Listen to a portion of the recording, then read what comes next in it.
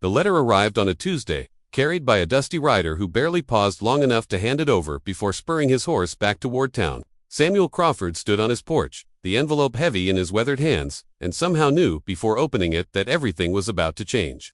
The words inside were clinical, cold, the language of lawyers and banks. Foreclosure. Default. 30 days to vacate. After 23 years of drought, failed crops, and mounting debt, the land that had been his entire world was no longer his. He was 67 years old, alone, since his son had died in the war and his wife had followed from heartbreak 2 years later. The ranch stretched across 500 acres of Arizona territory, and though it had defeated him, he loved every unforgiving inch of it. Now it would go to the bank, to be sold to some wealthy investor from back east who would probably never even see it. Samuel folded the letter and tucked it into his shirt pocket, feeling the weight of it against his heart.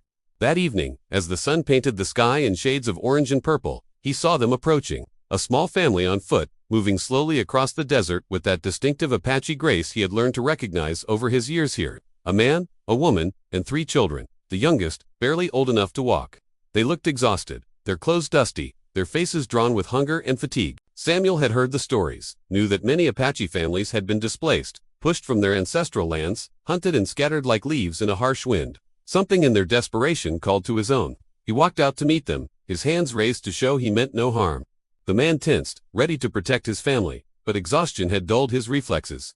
They stood facing each other in the fading light, 2 men from different worlds, both carrying burdens too heavy to bear alone. Samuel made his decision in that moment. Perhaps it was loneliness, or maybe it was the clarity that comes when you have nothing left to lose.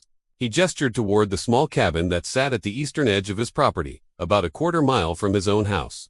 It had been his son's home before the war had taken him. Since then, Samuel had kept it maintained but couldn't bring himself to live in it or rent it out.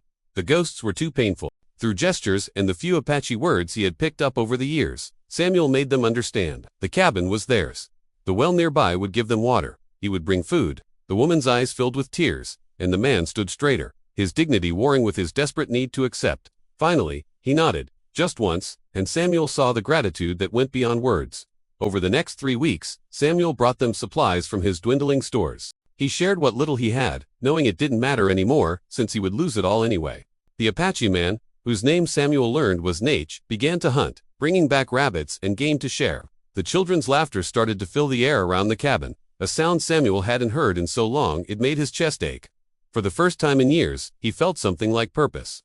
On his final morning on the ranch, Samuel woke before dawn to pack his few belongings. He had arranged to stay with a distant cousin in California, a humiliating end to his years of independence, but there was nowhere else to go. He had left a crude map and a note for Nate at the cabin the night before, trying to explain that the bank would come, that they would have to leave too, that he was sorry he couldn't do more. The sun had just begun to crest the horizon when Samuel heard them. At first he thought it was wind, or perhaps the blood rushing in his ears, but as he stepped outside, he understood. They came on horseback and on foot, emerging from the desert like a vision from another time. Apache people, dozens upon dozens of them, maybe 100 or more, forming a silent gathering in front of his house. Men, women, elders, children, they carried blankets, food, tools, and in their eyes was something Samuel had never expected to see directed at him: respect. Nate stepped forward, and beside him was an elderly man whose bearing spoke of authority. Through Nate's halting English and gestures, the old man's message became clear. Word had spread through the Apache network about the white rancher who had given sanctuary when he himself had nothing. About the man who shared food when he was losing his land. About the kindness shown when kindness was the rarest commodity in a brutal world. The elderly man, a chief named Cochise, spoke at length in Apache. Nate translated, his voice thick with emotion. The Apache people had been watching. They had seen Samuel's generosity, and now they had brought payment, not in money, which they didn't have, but in something more valuable: labor, loyalty, and time. Before Samuel could process what was happening, the tribe began to move. They spread across his property with purpose and organization that spoke of careful planning. Some began repairing fences he hadn't been able to fix in years. Others cleared irrigation ditches, while a group of men started reinforcing the barn that had been slowly collapsing. The women organized a cooking area, and the children hauled water. It was like watching a machine operate, except this machine ran on communal will and shared gratitude. For 3 days they worked. Samuel tried to stop them, tried to explain that it was futile, that the bank was coming, that all this effort was for nothing. But Cochise simply smiled and said through Nate, "We do not help the land, we help the man." When the bank representative arrived on the 4th day, accompanied by the sheriff, they found something unexpected. Samuel's property had been transformed, every fence mended, every structure repaired, the fields cleared and ready for planting. and surrounding the property, camped peacefully but unmistakably present, was an entire Apache tribe. The bank man was flustered, uncertain.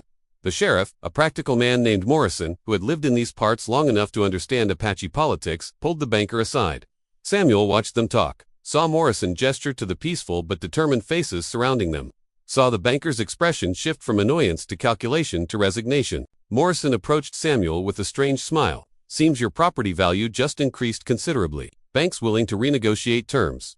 Extended payment plan, lower interest. They don't want trouble. And they sure as hell do want to explain to territorial authorities why they provoked an incident with Cochise people. Samuel stood speechless as the documents were drawn up, as his debts were restructured into something he might actually survive. When the officials finally left, Cochise approached him one last time. Through Nate, he said, "You gave my brother and his family a home when they had none. You gave hope when the world offered only death. A debt like that can never be fully repaid, but we honor it. Your land is your land, and you are forever a friend to our people." As the tribe prepared to depart, Samuel watched children playing near his porch, watched families sharing food, watched a community that had suffered unimaginable losses still finding the strength to help a stranger. He had given away a small cabin when he thought he had nothing left. In return, he had received everything: his land, his future, and something more precious than either. He had received the knowledge that in a world of taking, giving was the greatest power of all.